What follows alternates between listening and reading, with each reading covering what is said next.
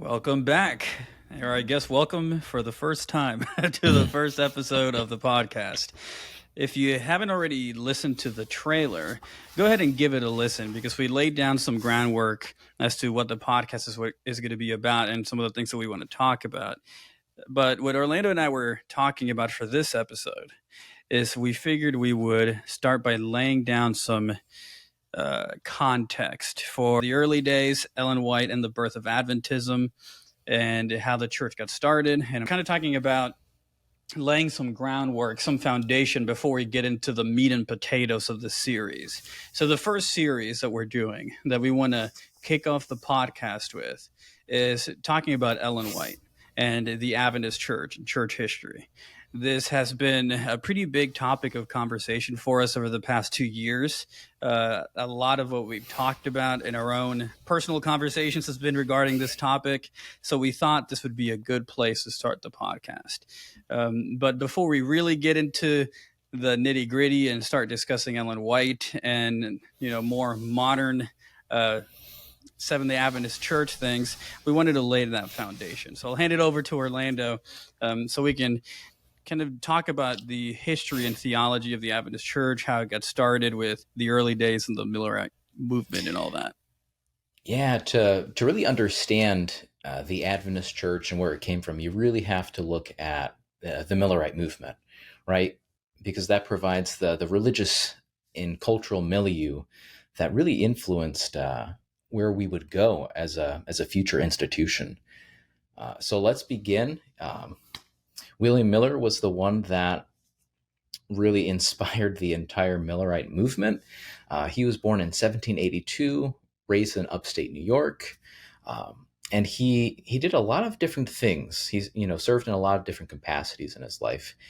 He was a farmer, a constable in his town. He even served in the army. I think this is back in the War of 1812. He gathered a few of the guys that were in his town, and they went out to join in battle with the army, and then eventually a few of the boys. He got the boys together. Yeah, right. And they eventually joined the army, and it was there that Miller had one of his first divine experiences, to say the least. And so, there's a quote attributed to Miller where he describes being in the battle, like being in the midst of gunfire and cannon fire. And he says, "It seemed to me that the Supreme Being must have watched over the interests of this country in a special manner and delivered us from the hands of our enemies. So surprising a result against such odds did seem to me like the work of a mightier power than man."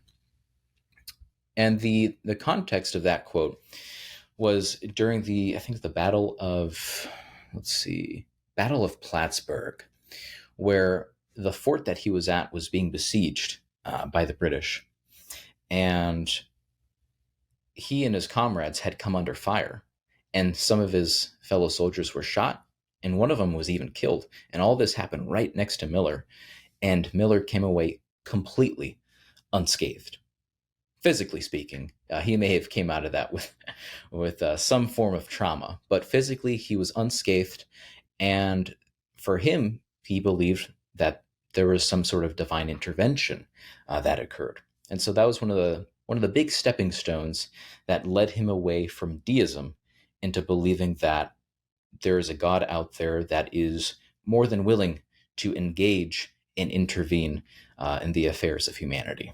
There was another experience that Miller had where he was asked to read a sermon. So back then, there would be like these big sermon compilation books. And so the preacher, the minister would, open up the book and like they would just read the sermon out verbatim.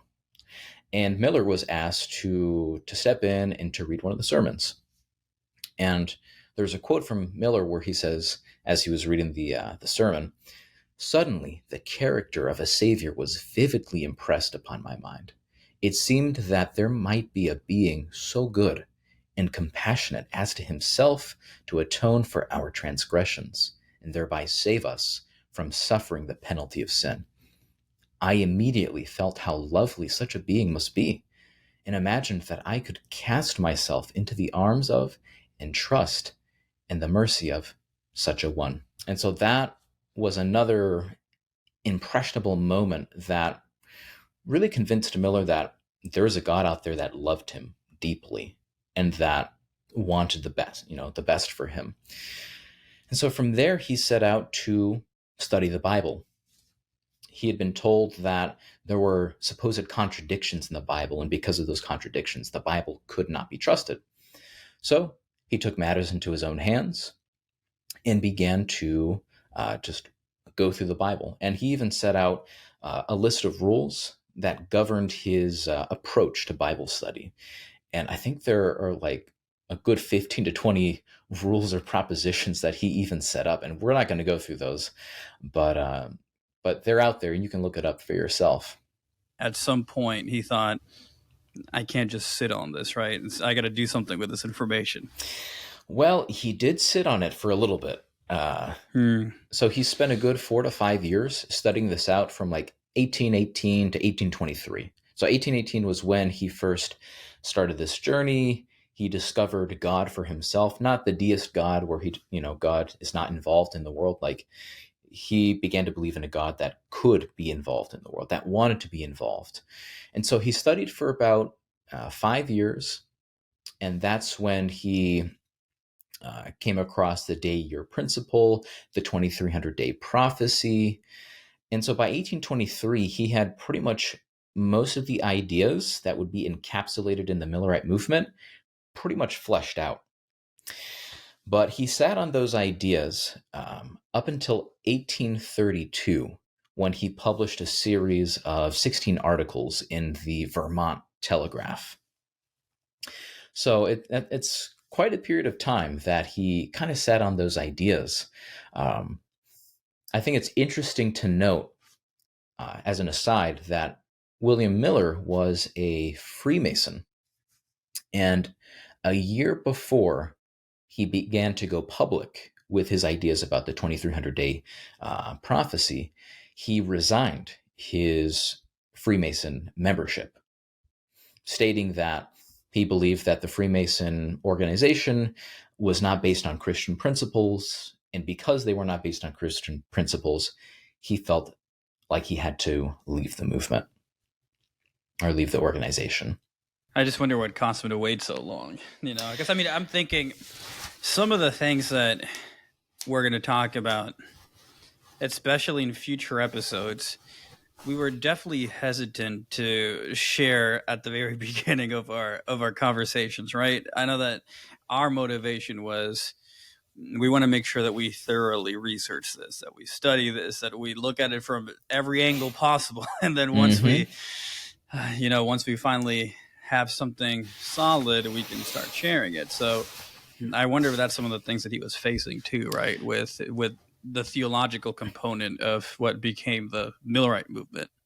Yeah, I know in Miller's biography, it states that Miller felt nervous, or he felt insecure in his ability to convey this information, that like he may have not been the right person for this. Like, sure, he discovered it, but I think he stated that he felt inadequate in regard to wanting to being able to share this information with others. And that's what partially contributed to, not going public with this information up until 1832. I think we could start with a 2300-day prophecy, because that's really like the crux of what Miller focused on, right? Because that is what led him up to, the time of around 1844. Because William Miller, he never set a specific date. He set a window of time from March 1843 to March 1844. Like, that was the original timetable. The specific day, October 22nd, 1844, I believe that was posited by Samuel Snow. Yeah, and well, we can talk about him later. So let's dive into the 2300-day prophecy. So the 2300-day prophecy comes from the book of Daniel, chapter 8, verse 13, to be specific. And the verse is rendered like this: unto 2,300 days, then shall the sanctuary be cleansed. And that's pretty much the verse in a nutshell. And he utilized a principle known as the day-year principle, and that is what allowed him to interpret the prophecy as such. So William Miller stated that the beginning of the 2300-day prophecy began in 457 BC. And what made 457 BC significant was that there was a decree to rebuild Jerusalem. So that is the event that kickstarted the 2300-day prophecy.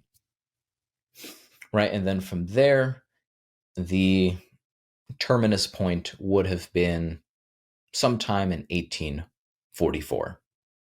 Now, you can go online and you'll find some very fancy and complicated charts that explain the 2300-day prophecy in great detail, because you have subcomponents within the 2300 days. You've got the 69 weeks from the time that Jerusalem is decreed to be rebuilt. Yeah, so a lot of subcomponents to this larger prophecy. So another thing that we can mention here, like you said, there's a lot of different components in the 2300-day prophecy that William Miller was studying. Mm-hmm. But really where we landed on, or should I say where the Millerites landed on, there's a lot of different points in time in this prophetic timeline that we could focus on. But really, I think what's important within the context of the Adventist Church, and what's important within the context of the Millerite movement, is the very end of the 2300-day prophecy. Oh, for sure. That's definitely the most relevant part. Yeah. Exactly. So what I'm thinking as I'm looking at the chart is, the end of the 2300-day prophecy. If you want to talk about how they got to the date, but I believe that they got to the interpretation of it as to what was going to happen at the end of the 2300 days before they got to an exact date as to when that was going to happen, right? Because like you read in Daniel 8:14, it said after the 2300 days, then the sanctuary shall be cleansed. Mm-hmm. So when William Miller is studying the Bible and he sees the words, then the sanctuary shall be cleansed, because this is a huge point in early Adventist history, right? Mm-hmm. How did they interpret that? How did he, what did he think when he saw the phrase, then the sanctuary shall be cleansed? Yeah, a few different interpretations there. The one that was most common was that the earth was believed to be the sanctuary, right? And so by virtue of the earth being cleansed, they believed that that was Jesus coming back, right? Because, God was going to use fire to purify the earth. And so they believed, okay, like cleansing of the sanctuary means cleansing of the earth, which means God is coming back to set things right, right? This is the second advent that will occur. That was their assumption.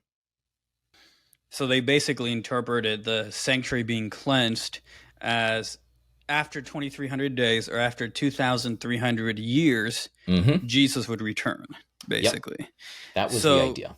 So once they get to this point, the Millerites really start to catch on at this point, right? They start moving, they start growing, because they have a message at this Mm-hmm. point. And that message is Christ's imminent return. It's around the corner. So tell us a little bit about when that time frame came into the mix, and how they finally got around to October of 1844. Miller starts sharing these ideas publicly in 1832. He publishes a series of articles in the Vermont Telegraph that really started to take off. A lot of people began to ask questions. They started to write to the paper asking Miller, hey, Like, how did you come to your ideas? Is this really true? What are we to do? And there are some other figures that also came into the mix that helped popularize it, because it wasn't just Miller. There were other people that began to take those ideas and kind of run with them, really popularizing this idea that, hey, Jesus is about to come back. Like, get ready, get your affairs in order. Don't plan to be around for like another 20 years. And that became the main message of the Millerite movement at the time. It was, prepare for the second coming, repent. Mm-hmm.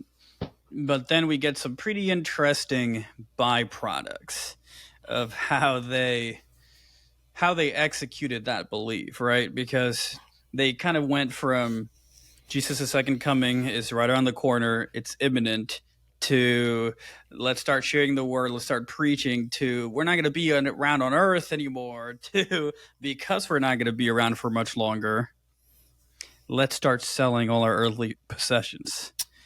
Let's start selling our homes, our land, anything that we own, so that we can use the proceeds to continue growing this Millerite movement, to continue to spread the word that Jesus was coming soon.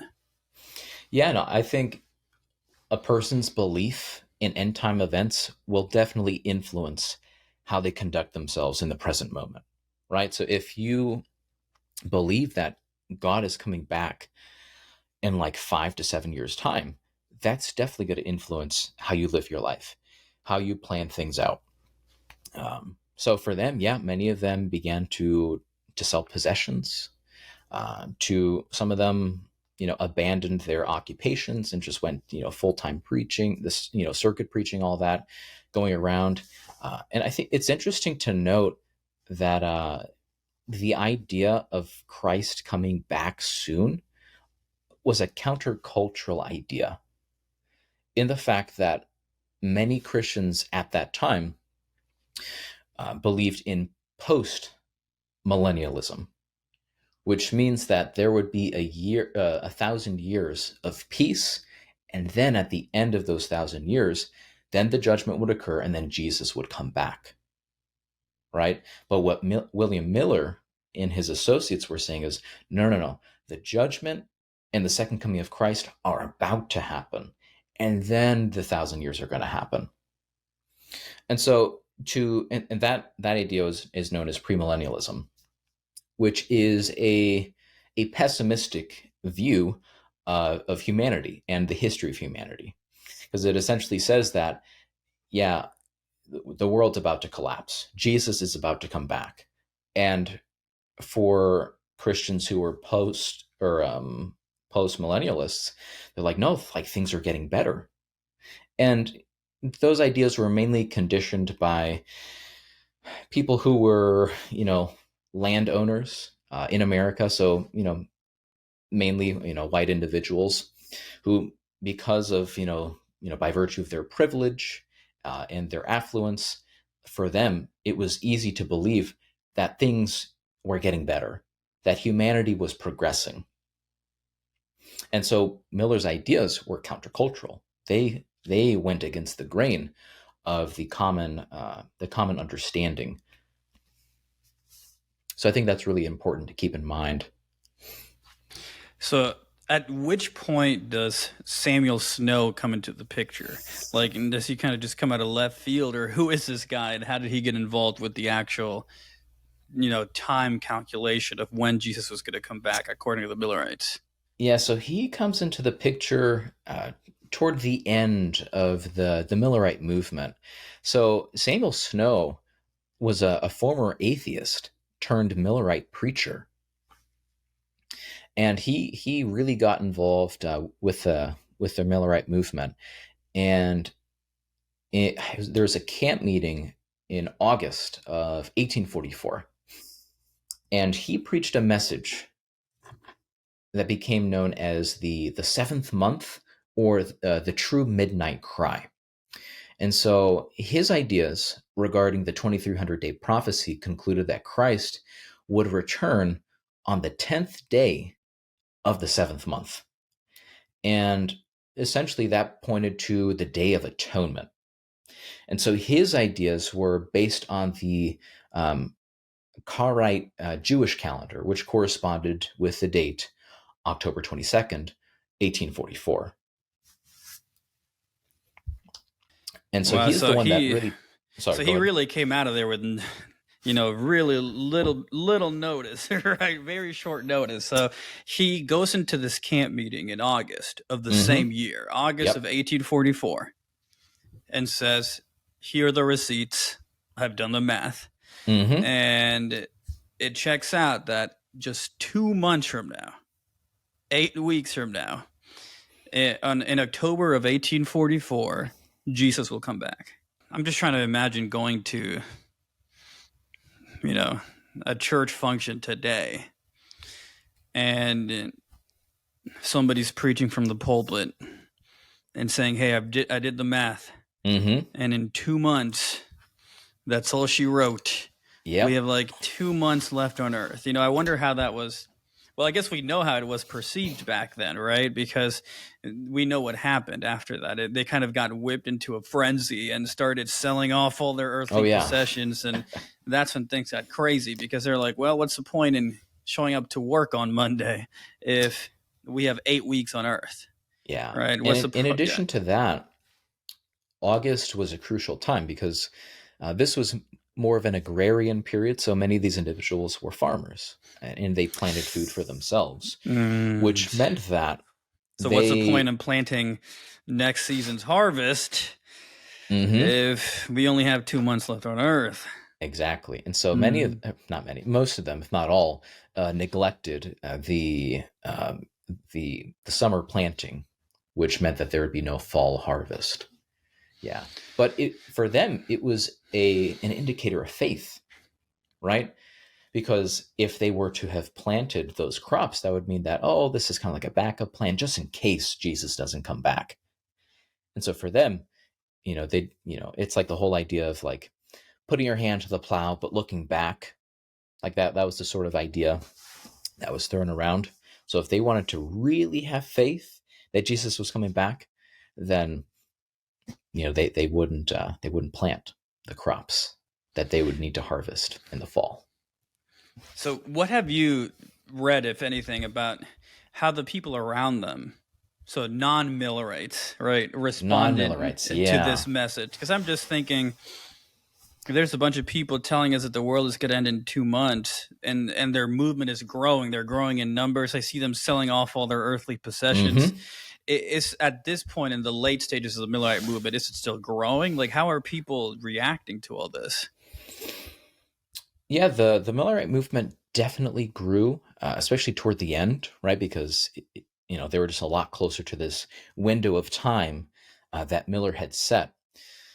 But there definitely was a negative reaction to the Millerite movement. Again, one of the reasons was that many Christians were post-millennialists as opposed to premillennial, and the Millerite movement was essentially taking individuals away from their previous denominations, right? So one could say that they were sheep stealing, so to speak. But then those same individuals, some of them were also forced out of their denominations, which I believe is something that happened to Ellen White's family, because they were members of the Methodist denomination. And I believe that they were forced out because of their belief in William Miller's ideas. So definitely a very negative reaction.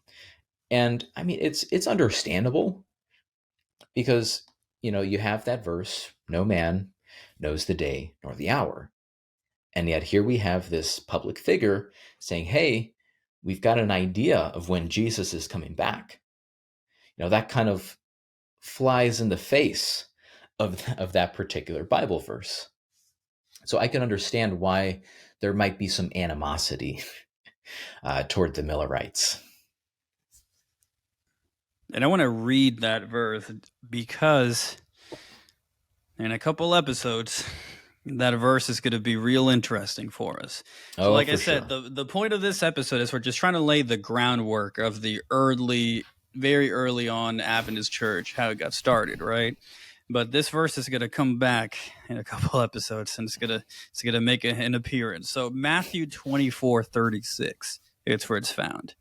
And the context is it's talking about the second coming, right?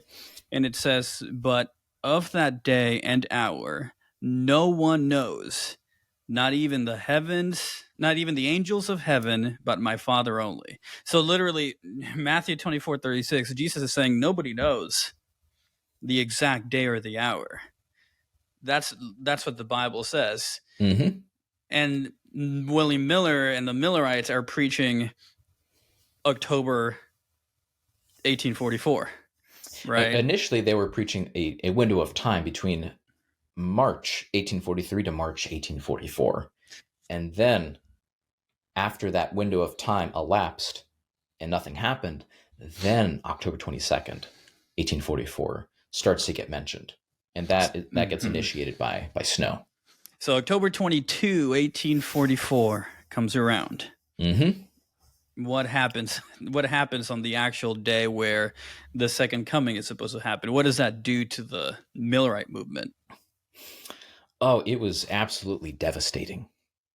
Yeah, most of the Millerites in the movement either abandoned Christianity entirely or went back to their respective denominations that they had left.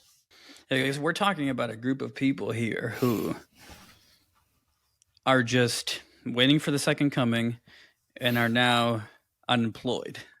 Mm-hmm. They don't have anywhere to live because they sold their homes, right? They sold their earthly possessions in the name of the message.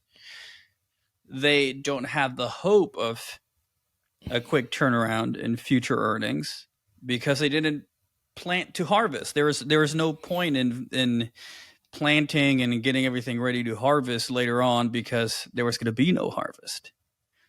So I'm assuming that all of these decisions that they made in the past couple of months start to really hit home at this point. So that's why in the Adventist Church in church history, we refer to October 22nd, 1844 as the Great Disappointment. I think the Great Disappointment is an understatement for what they must have felt at that time. Yeah, and I mean, imagine being in the shoes of these Millerite believers, right? Like, imagine what life was like in the 1800s. You know, they didn't have the modern amenities of life that we have today, right? So everything has to be done by hand. There's just a lot of menial work. And for them, it's like, wow, Jesus is about to come back. Our way of living is going to be forever changed. We're not going to have a scarcity mindset anymore. We won't have to work in order to eat or to provide a living for ourselves and our children. Like, those worries are just going to be gone.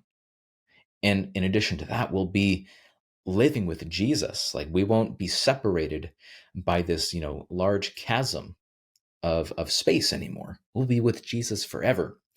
And then for that not to happen, I mean, that's got to be devastating, especially for individuals that believed for years that Jesus was about to come back. And I believe there were reports that there were some individuals that were committed to, back then they were known as insane asylums, because they just went to such a psychotic episode. Like, their mental them. Health just deteriorated. Yeah.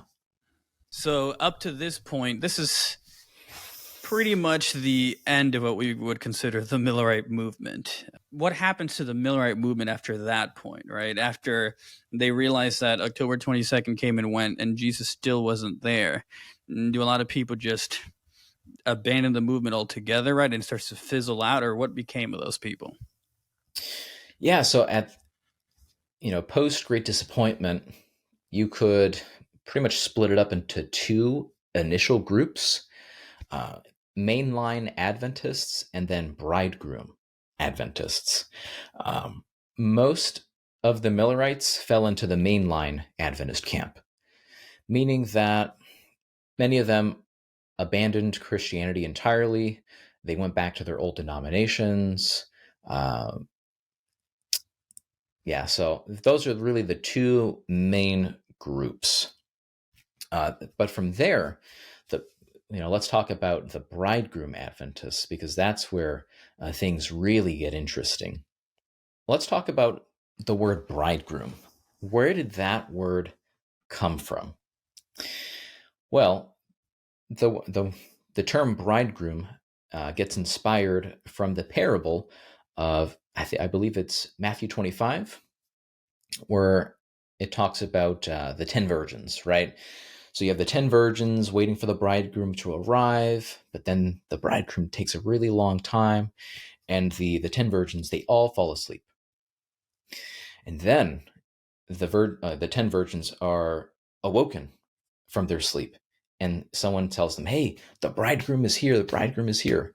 And 5 of the virgins were like, oh man, I've run out of oil in my lamp. We got to go into town and get our oil. But then there were 5 other virgins that they had enough oil in order to get them through. And so the 5 wise virgins are able to go into the house where the wedding ceremony is occurring, while the 5 quote unquote foolish virgins go out into the town, and they're looking for oil. But then by the time that they come back, the doors are locked and they aren't able to go in, and they essentially miss out on being able to see the bridegroom. The doors are shut, you mean? Yeah, I guess you could say that the doors were shut. There was a shut door. Got it. Yeah. we can talk about that more later too. Oh yeah, that's a discussion for another time. That phrase merits an episode of its own, to say the least. And so, and just to interrupt real quick, this is found in Matthew 25 verses 1 through 13. It's the parable of the wise and foolish virgins. And what I think is really interesting and almost ironic about this branch of the Millerite movement, right, that became to be known as the bridegroom Adventists, what I think is really ironic is Matthew. This is the same parable of the wise and foolish virgins. It ends in verse 13, Matthew 25, verse 13. And that says, watch therefore, for you know neither the day nor the hour in which the Son of Man is coming. So they literally just had the great disappointment in which they calculated the day and the hour in which the Son of Man was coming. And now they're taking their name from the parable in which that Bible verse is in. I just had to mention the irony in it all. Yeah, that is some heavy irony right there, man. So this is like the Millerite, or not the Millerite, the bridegroom Adventist understanding of the bridegroom parable. So since Christ had not come as king at the second coming, or October 22nd, they proposed that he had instead come as a bridegroom to a heavenly wedding. And with Jesus as the bridegroom, they identified the heavenly New Jerusalem as the bride, and the marriage as the act of Christ receiving his kingdom in heaven, and the Advent believers as the virgins of the story. So it's almost like the stage by which this was happening was changed, right? So it's not like we got the date wrong altogether, or we were wrong about everything in this verse, but they shifted their viewpoint from this is going to be a physical thing that happens on earth, right? To they shifted their focus to something is still happening during this date. Our study wasn't completely useless, right? But what's happening is now in the heavenly realm, right? This is happening in heaven, not on earth. Yeah. It's the nature of the event. Is what changed, right? Going from the second coming to Christ receiving his bride. And so it's the nature of the event. So they still believed, oh yeah, something happened on October 22nd. We just got the event wrong. But we got the date right. What did the mainline Adventist group believe as far as what had happened on that date, right? I mean, how do you even move forward from that if you don't believe that, oh, we're changing the angle, right? How did the mainline Adventists handle that? Well, most of the mainline Adventists completely rejected the 2300-day prophecy. Like, he got it wrong, we got fooled.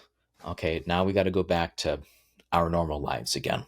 And so the bridegroom Adventists, they remained relatively united up until I believe it was March of 1845. And that's when a split occurred, because some of them believed that there was a Jubilee year that, allowed for Christ to still come even into the year 1845. But after the month of March passed, then there is a split, a schism within the bridegroom Adventist group.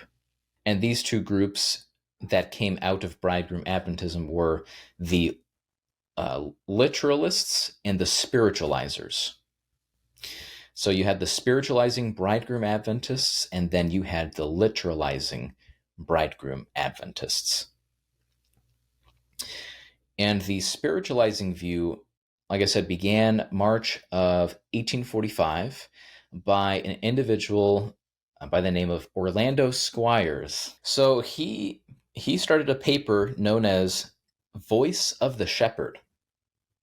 And in this paper, he essentially spiritualized like every aspect of Christian belief, right? So this included rejecting a literal heaven, rejecting a literal destruction of the world by fire, rejecting a literal resurrection, rejecting a literal body of Jesus, and it also rejected a literal second coming. And the paper, Voice of the Shepherd, proposed that all of these were accomplished in a spiritual sense within the Christian's own experience. So this introduces an element of subjectivity to all of these events because they occur within a subjective sense within the believer's own experience. And this causes a great degree of confusion. But then you have the literalizers who, by contrast, still believe in a literal second coming. They still believe in a literal body of Jesus, a literal resurrection. And suffice it to say, tension grew between these two groups because they had two different worldviews in how they viewed spiritual things. I'm assuming that the spiritualizers didn't last very long after they started fighting with each other. Yeah, that movement definitely started to fizzle out, to say the least. So it was definitely a short-lived movement, and at this period of time, there would have been maybe a few hundred people that congregated toward the spiritualized view, and many of them, I think, some of them ended up joining the Shakers movement that had started like back in the 1700s. Another interesting thing to note, as a side note, is the context in world history that all of this was happening, right? Because you're saying that all of these branches and divisions started happening in the Millerite movement. Some of them went on and joined other movements, but as far as religious movements are concerned, this was a period of huge growth. Like a lot of religious movements that are still around started around this time period. So I just think that that's really interesting that the Seventh-day Adventist Church is just one of these groups that emerged during this time frame. It's interesting in context of time, but also in location. The area that we're talking about that these groups started in was upstate New York. You had the Church of Latter-day Saints that started in upstate New York with Joseph Smith. Then you have, I believe, the Jehovah's Witnesses movement that I believe also started in upstate New York with Charles Taze. I'm trying to remember the specific time. I don't remember it offhand. It's probably either the 1860s or 1870s, I want to say. Basically, in the late 1800s is where a bunch of these groups started popping up. I just find it interesting that Adventism was one of them. But yeah, so we talked about the spiritualizer group. What happened to the literalist group, right? The ones that believe that Jesus is still literally going to come to earth. And, that's still how they interpreted scripture. Is this literal group what eventually became mainline Adventism today? Yes. So the Seventh day Adventist Church as a denomination comes out of the literalist bridegroom branch of post Millerism. And this was the smallest faction. So the literalist group was smaller than the spiritualizing group. So at this point, we're talking maybe potentially less than 100 people that were in this original literalist group. So it was just a minority of people. And the reason why I bring this up is because to segue into what will become our next episode, we've mainly focused on one character in Seventh-day Adventist history, which was William Miller. Right, he's the one that started it all. That started the Millerite movement, which we explained what they were into, what they believed, what they preached, which eventually started splitting into different movements, which then at the very end of all this became what eventually became the Seventh-day Adventist Church, right? So at this point, more people are in the movement, but it's a very small amount of people. You said it's probably less than 100 people who are part of this minority group that will eventually become the modern Seventh-day Adventist Church. Now, who else comes into the scene? What other character do we want to introduce at this point that comes into the scene in the very early Adventist movement at this point? So Ellen White becomes a very important figure within the literalist bridegroom camp. She quickly rose to prominence, especially after her first vision in December of 1844. Perfect. And I think this is a great place to stop because the next part, now that we've kind of laid some groundwork in the context of early Adventist church history and how the Adventist church came to be, we really want to shift our focus from this just timeline picture of the Adventist movement to Ellen White. And I want to start the next episode talking about that first vision because we have some really interesting things to share about the nature of that first vision, how it was published, how it was edited, and then also want to talk about Ellen White during her lifetime, because the big picture of this series is we want to talk about how we got from early Adventist church history to the emergence of Ellen White to the canonization of Ellen White as the spiritual figurehead within the Adventist church to the weaponization of Ellen White in the Adventist church to modern, it's 2023, what kind of relationship does the Adventist church have with Ellen White? So that's kind of where we're headed. That's the big picture of where we want this discussion to go. So definitely stick around because we want to shift our attention to that.